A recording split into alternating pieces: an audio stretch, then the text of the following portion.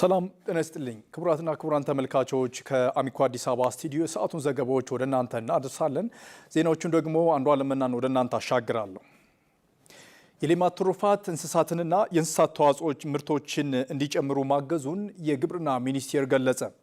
በኢኒሼቲቭ በእንስሳት ዝርያ ማሻሻልና የዶሮ ጫጩቶችን በብዛት ለአገር ውስጥ በማቅረብ በኩል አበረታች ስራ መሰራቱን ሚኒስቴር መስሪያ ቤቱ አሳውቋል። ተመስገን ዳረጎት ጉዳዩን በዝርዝር ተመልክቶታል።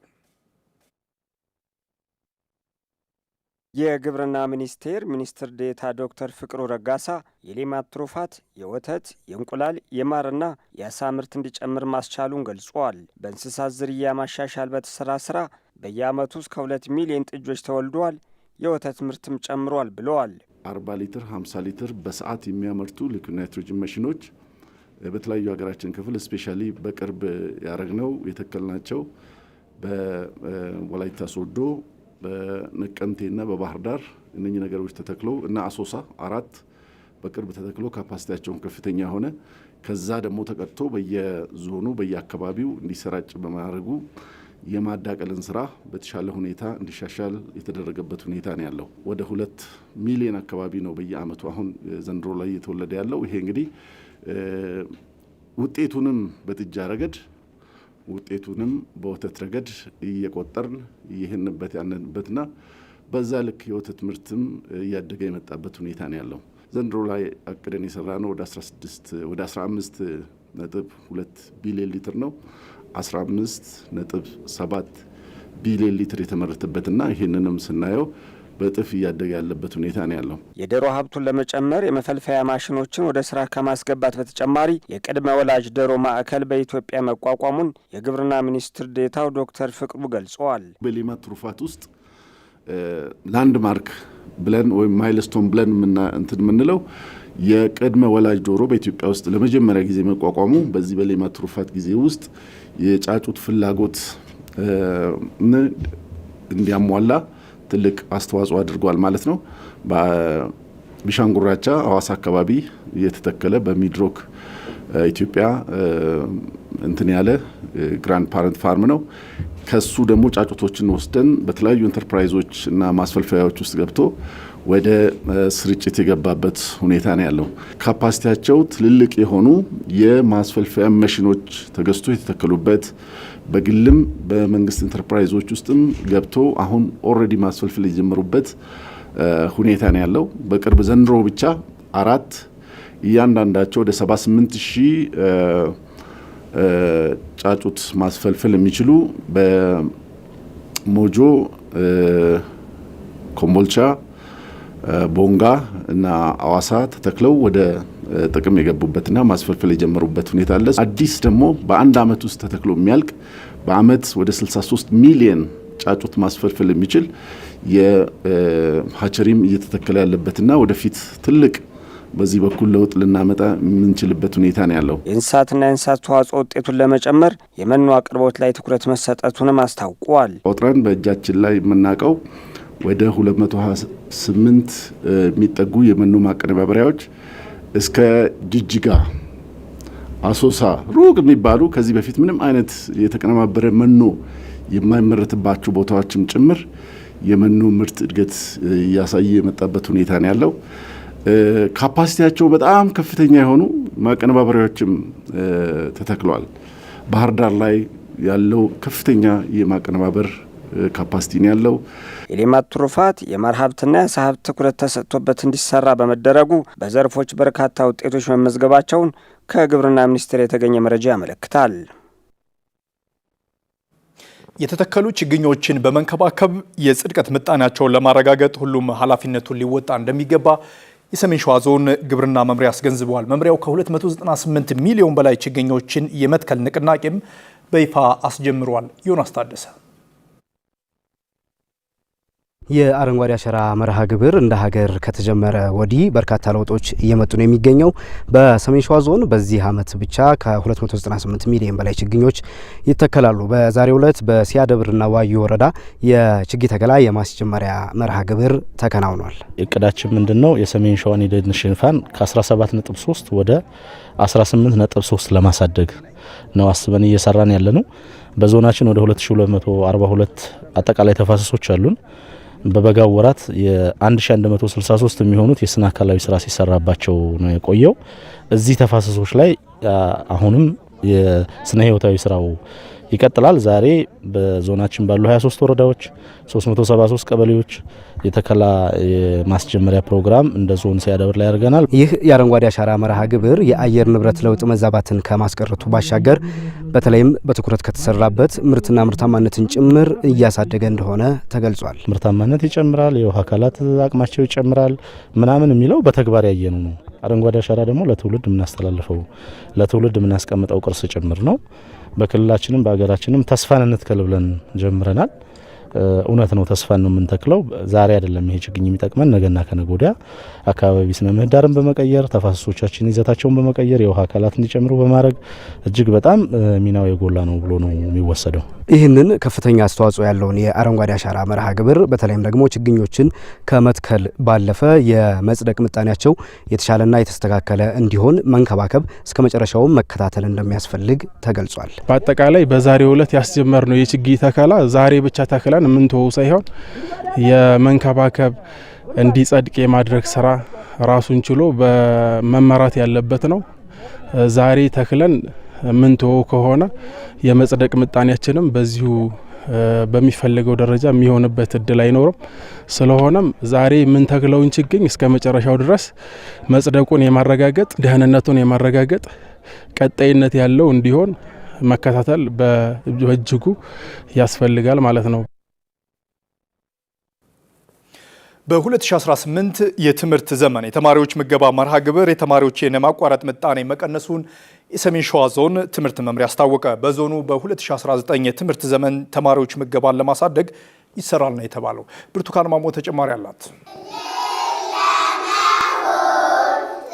በቡልጋ ከተማ አስተዳደር በሚገኘው በቱለፋ አንደኛ ደረጃ ትምህርት ቤት ለሚማሩ የቅድመ አንደኛ ደረጃ ተማሪዎች የተማሪዎች ምገባ አገልግሎት እየተሰጠ ይገኛል። ይህ መሆኑ በተማሪዎች ጤና፣ የክፍል ተሳትፎና የትምህርት አቀባበል ላይ ጉልህ ለውጥን አምጥቷል ብለዋል የትምህርት ቤቱ መምህርት መስታወት ደረሱና የትምህርት ቤቱ ርዕሰ መምህር ሰውነት በላይ። ምገባ ከመጀመሩ በፊት በጣም ያንቀላፉ ነበረ።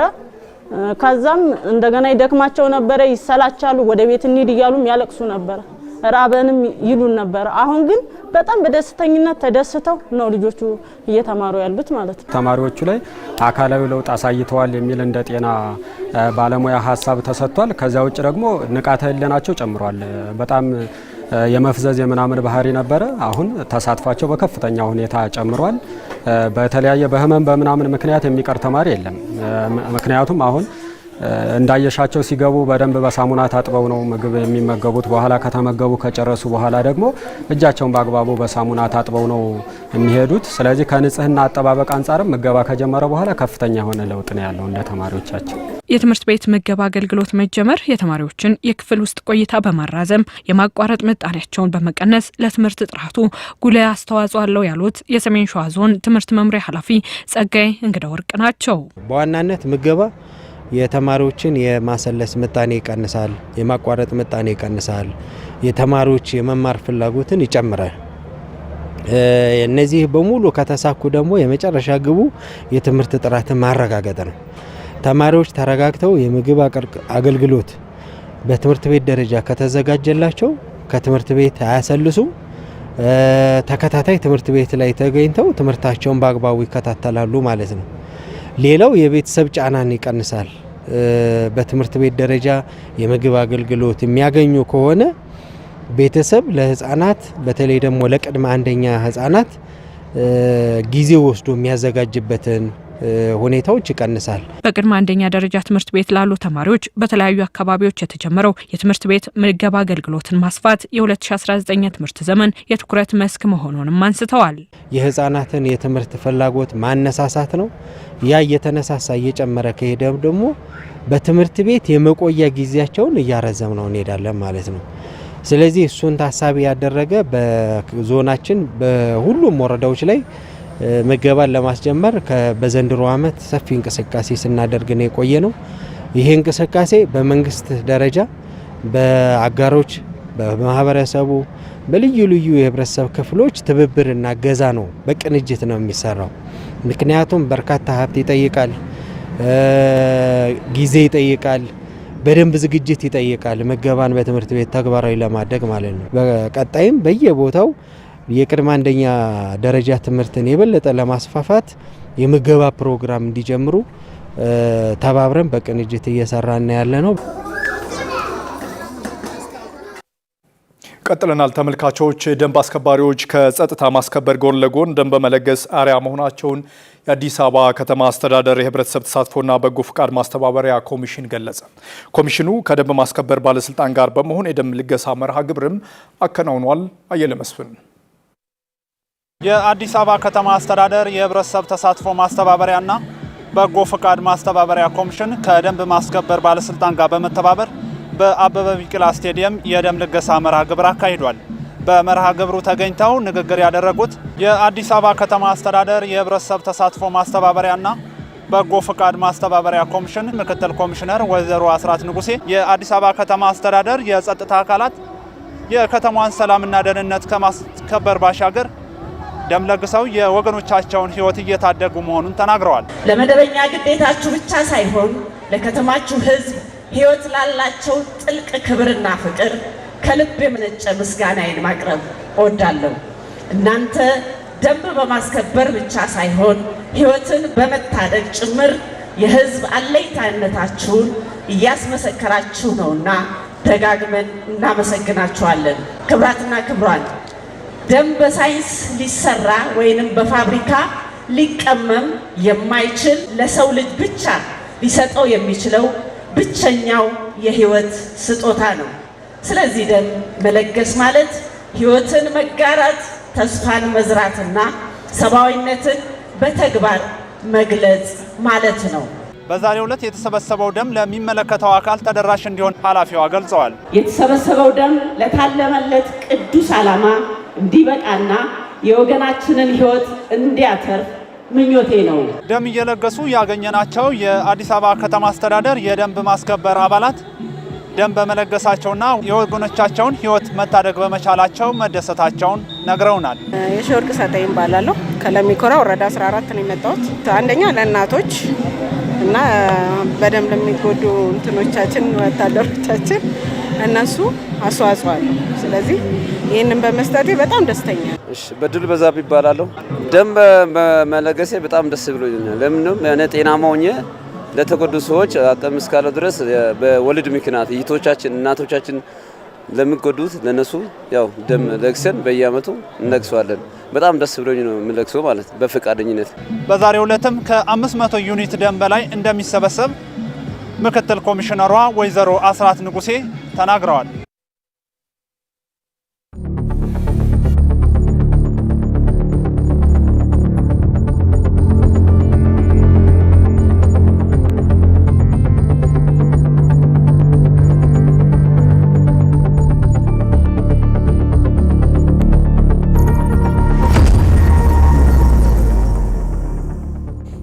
ኢትዮጵያ ለቀጠናው ሰላም የምትጫወተው ሚና ከፍተኛ መሆኑን በኢትዮጵያ የሚኖሩ የሱዳን ስደተኞች ተናገሩ። የአፍሪካ ህብረት መቀመጫነትና ተሰሚነቷን በመጠቀም ሱዳን ወደ ሰላም እንድትመለስ የኢትዮጵያ መንግስት ሚናውን አጠናክሮ እንዲቀጥል ጠይቀዋል። በዛሬው የሉላ ኢትዮጵያ የዜና አምዳችን የምንመለከተው ጉዳይ ነው። እንደሚከተለው አዘጋጅተነዋል። አብረን እንከታተል። ኢትዮጵያና ሱዳን ጠንካራ የህዝብ ለህዝብ ግንኙነትና የጋራ ታሪክ ያላቸው ህዝቦች ናቸው። ይህ ግንኙነትም በአስቸጋሪ ጊዜ ቀጥሎ በሱዳን ባለው ጦርነት ምክንያት በርካቶች ኢትዮጵያን ቤታቸው አድርገው እየኖሩ ይገኛሉ። በዚህም ደስተኛ መሆናቸውን ሱዳናዊው መሐመድ አልሃዲ ይናገራል።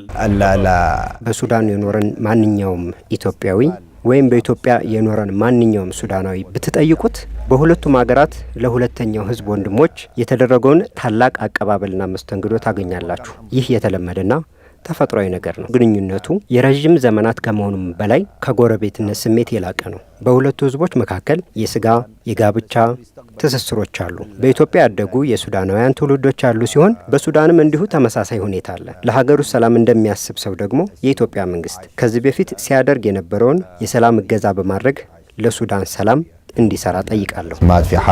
ኢትዮጵያ ውስጥ መኖር ከጀመረ ረጅም ጊዜ እንደሆነው የሚናገረው ሙናዲል ጣይብ ደግሞ በሱዳን በነበረው የታህሳስ አብዮት የኢትዮጵያ መንግስት የሱዳን ኃይሎችን ወደ አንድነት ለማምጣት ቀዳሚ ሚና መጫወቱን በማስታወስ ይህ ቀጠናዊ ተግባር ተጠናክሮ እንዲቀጥል ይጠይቃል።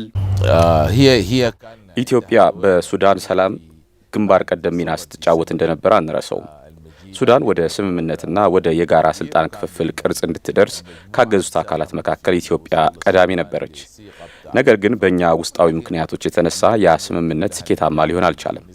አዎ ከአብዮቱ በኋላ ሁሉንም አይነት አዎንታዊ ሚናዎች ተጫውታለች። ወደፊትም ቢሆን ለሱዳን ብቻም ሳይሆን ለመላው ቀጠና መረጋጋት የበለጠ ጠንካራ ሚና ስትጫወት እናያለን ተብሎ ይጠበቃል። የአፍሪካ ህዝቦችና መንግስታት አፍሪካ በዓለም ላይ እውነተኛ ኃይል የምትሆንበት ጊዜ አሁን መሆኑን እንዲገነዘቡ ተስፋ እናደርጋለን። የዩኒቨርሲቲ መምህሯ ዱሪያ መሐመድ በኢትዮጵያ ተፈናቅለው ከሚኖሩ ሱዳናውያን መካከል አንዷ ናት። ይህ የአፍሪካ በጎ ያልሆነ ገጽታ እንዲቀየር መንግስታት ለሰላም መስራት መተባበር አለባቸው ትላለች። ኢትዮጵያም ግንባር ቀደም ሚና ልትጫወት ይገባል ስትል ትገልጻለች። በአሁኑ ወቅትም ኢትዮጵያ በሱዳን ሰላምና መረጋጋትን ለማስፈን ያለሙ በርካታ መድረኮችንና ጉባኤዎችን እያስተናገደች ትገኛለች። በመሆኑም የኢትዮጵያ መንግስት በሱዳን ወገኖች መካከል ድልድይ በመሆን ጦርነቱን ለማስቆም የሚጫወተው ሚና በትልቅ ተስፋ እንጠብቃለን። ምክንያቱም የሱዳን መረጋጋት የኢትዮጵያ መረጋጋት ነው። በሱዳን አለመረጋጋት ምክንያት ኑሮዋን ኢትዮጵያ ያደረገችው ሌላኛዋ ሱዳናዊት አርቲስት ሱሃ አብደላ ኢትዮጵያ አፍሪካ መዲናነቷን ተጠቅማ የሀገሪቱን ሰላም የማገዝ ስራዋን እንድታጠናክር ጠይቃለች። የኢትዮጵያ መንግስት በሱዳን ሰላምን ለማስፈን ትልቅ ሚና መጫወትና ማገዝ የሚችልባቸው አቅሞች አሉ። በመጀመሪያ ደረጃ የአፍሪካ ህብረት መቀመጫ በኢትዮጵያ በመሆኑ እንዲሁም ከዚህ በፊትም የነበራት ሚናና ያበረከተችው አስተዋጽኦ ስላለ አሁንም በእርግጠኝነት የበኩሏን ታበረክታለች። በተለይም ከሱዳን ጦርነት በኋላ በርካታ ስደተኞችን ተቀብላ ማስተናገዷ ይህንን ያሳያል። እውነቱን ለመናገር እዚህ ምንም አይነት ትልቅ ችግር አልገጠማቸውም። ምናልባት አንዳንድ ሰዎች በህጋዊ መንገድ የመኖሪያ ፈቃድ ባለማግኘታቸው እየተቸገሩ ሊሆን ይችላል። እናም ይህ የሰላም ስራ ጊዜያትን የሚወስድ በመሆኑ ለአጭር ጊዜ መፍትሄ ደግሞ የኢትዮጵያን መንግስት የሱዳናውያንን የመኖሪያ ሁኔታ እንዲያስተካክል መጠየቅ እንፈልጋለን። ታሪክ ሻሂድ አለ كده እነዚህ ሱዳናውያን የሁለቱ ሀገራት ግንኙነትም ተራ ጉርብትና ሳይሆን ከ7000 ዓመታት በላይ የህዝብ ለህዝብና የጋራ ታሪክ ይዞ የተሻገረ እንደሆነም ጠቅሰዋል። ይህ ትስስር በተግባር ተፈትኖ ዛሬም ቀጥሏል ብለዋል። ተመልካቾች አሁን ደግሞ ሰዓቱ የአጫጭር ዘገባዎች ነው። መሰረት መቅጫ ታስደምጠናለች።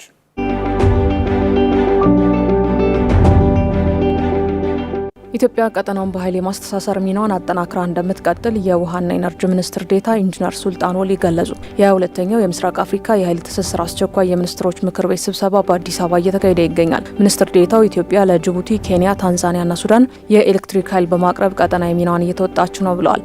በምስራቅ አፍሪካ የኃይል ትስስር ማዕቀፍም ሀገሪቱ ቀጠናውን በኃይል የማስተሳሰር ተግባሯን አጠናክራ እንደምትቀጥል አረጋግጠዋል። ይህ የኃይል ትስስር በቀጠናው አስተማማኝ የኃይል አቅርቦት እንዲኖርና ትስስሩን ይበልጥ ለማሳለጥ አስቻይ መድረክ መሆኑን አንስተዋል። የኃይል አቅርቦትን በማሳለጥ የተረጋጋ የህዝቦች ማህበራዊና ኢኮኖሚ ተጠቃሚነት ማሳደግ ዋነኛው ግባችን ነው ብለዋል። ለ2 ቀናት እየተካሄደ በሚገኘው በዚህ የምክር ቤት ስብሰባ በአባል ሀገራቱ መካከል በጋራ ለመስራት የተደረጉ ስምምነቶችና የኤሌክትሪክ አገልግሎት ውሎችን ጨምሮ በተለያዩ አሰራሮች ላይ ውይይት ተደርጎ ውሳኔ ይሰጣል ተብሎ እንደሚጠበቅ ጠቁመዋል። በተጨማሪም የኤሌክትሪክ ገበያ ማዕከል የት ይሁን የሚለው ጉዳይ ሌላኛው ዋና የውይይት አጀንዳ መሆኑን ሚኒስትር ዴታው ገልጸዋል። ኢዜአ ነው የዘገበው። መሶብ የአንድ ማዕከል አገልግሎት በአገልግሎት አሰጣጥ ላይ መሰረታዊ ለውጥ ያመጣ ትውልድ ተሻጋሪ ስራ ነው ሲሉ የፌዴራል ሲቪል ሰርቪስ ኮሚሽን ኮሚሽነር ዶክተር መኩሪያ ኃይሌ ተናገሩ። ኮሚሽነሩ ከኢዜአ ጋር ባደረጉት ቆይታ የመንግስት አገልግሎትን ማሻሻል ለሁለንተና ኢኮኖሚያዊ እድገት ወሳኝ መሆኑን ገልጸዋል። ኮሚሽኑ የሲቪል ሰርቪስ ተቋማትን መገንባት፣ መዋቅርን ማስተካከል፣ በብቃት መቅጠርና ብዝሃነትን ያረጋገጠ የሲቪል ሰርቪስ መፍጠርን ቀዳሚ እርምጃዎች አድርጎ ሲሰራባቸው መቆየቱን ጠቁመዋል። ከነዚህ የለውጥ ተግባራት መካከል የአገልግሎት አሰጣጥን ለማሻሻልና ውጤታማ ለማድረግ በቅርቡ ተግባራዊ የተደረገው የአንድ መሶብ አገልግሎት መዋቅር በዋናነት የሚጠቀስ መሆኑን ኮሚሽነሩ አንስተዋል። የባለብዙ አገልግሎት ማዕከል የሆነው የአንድ መሶብ አገልግሎት ከሚያዝያ 18 ቀን 2017 ዓ.ም ጀምሮ ወደ ተግባር የገባ ሲሆን በአሁኑ ወቅት በተለያዩ የሀገሪቱ ክፍሎች 106 የመሶብ ማዕከላት መከፈታቸውን አስታውቋል። ከነዚህም በተጨማሪ 3 ተንቀሳቃሽ ማዕከላትና የተቀናጀ የዲጂታል አገልግሎት መተግበሪያ የተሰኘ የሞባይል አፕሊኬሽን ወደ ስራ መግባታቸውን ተናግረዋል። እነኚህ የአገልግሎት መስጫ ማዕከላት ለህብረተሰቡ ፈጣንና ውጤታማ የሆነ አገልግሎት በመስጠት ላይ መሆናቸውን ጠቅሰዋል። እነዚህ አሰራሮች ወደ ስራ መግባታቸውን ተከትሎ በአገልግሎት አሰጣጥ ላይ ከፍተኛ ለውጥ መምጣቱን የገለጹት ኮሚሽነሩ ስርዓቱ ዜጎች ያለምንም እንግልት አገልግሎት የሚያገኙበትን እድል በመፍጠሩ በተቋማት ላይ ያላቸውን እምነት እየጨመረ መምጣቱንም ተናግረዋል። ተመልካቾች ከአሚኮ አዲስ አበባ ስቱዲዮ ለዛሬ ያዘጋጀንላችሁ ዜናዎቻችን ይህን ይመስላሉ። ዘገቦቹን አንዷለም እናን ወደ እናንተ አደረስኩ። አብራችሁን ስለመራችሁ ስለተከታተላችሁን አመሰግናለሁ። ጤና ይስጥልኝ።